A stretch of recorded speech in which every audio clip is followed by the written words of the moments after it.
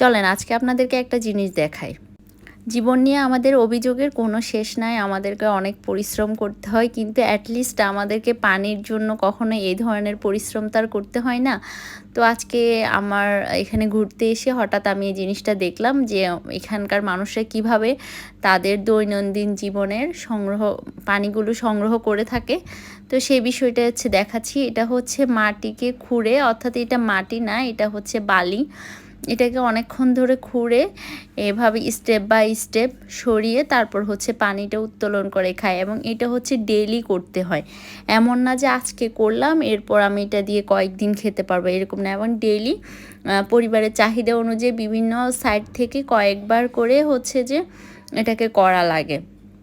এই খনন কাজটা করতে অনেক সময় লেগেছে, কারণ এতক্ষণ ধরে একটা ভিডিও দেখার ধৈর্য কারো থাকবে না, তাই আমি এটাকে অনেকটা হচ্ছে কেটে ছোট করে দিয়েছি।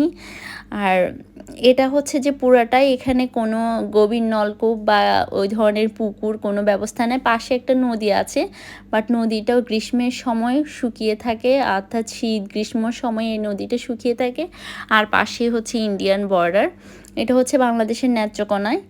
তো এখানে হচ্ছে যে ম্যাক্সিমাম জায়গায় এভাবে হচ্ছে যে পানিটা খায়। কিছু কিছু জায়গায় যারা একটু হয়তো বা স্বাবলম্বী বা আর্থিক অবস্থা ভালো, তারা হচ্ছে যে কূপ খনন করে সেখানে পানিটা সংরক্ষণ করে রাখে, বৃষ্টির পানি। আর ম্যাক্সিমাম মানুষগুলোই হচ্ছে যে এভাবে পানি সংগ্রহ করে অনেকক্ষণ ধরে হচ্ছে যে পানিটাকে উঠানোর পরে একটা পর্যায়ে গিয়ে পরিষ্কার পানি আসে। আর এই বালিটাকে সরিয়ে ধরেন উনি হচ্ছে ওনার প্রয়োজনীয় পানিটা নিয়ে যাবে, নিয়ে যাওয়ার পরে আবার হচ্ছে আরেকজন আসলে আরেকটা সাইড থেকে আবার খনন করে নিবে, এভাবেই হচ্ছে নিচ্ছে।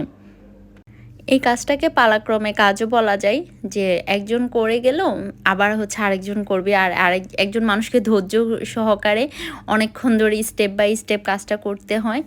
তো আর এই পানিটাই হচ্ছে সারাদিনের রান্নার কাজে ব্যবহার হয়, গোসলের কাজেও ব্যবহার হয়। যেমন এই দাদা ওনার বাসার জন্য পানি নিয়ে যায়, এরপর হচ্ছে আবার এসে গোসল করে।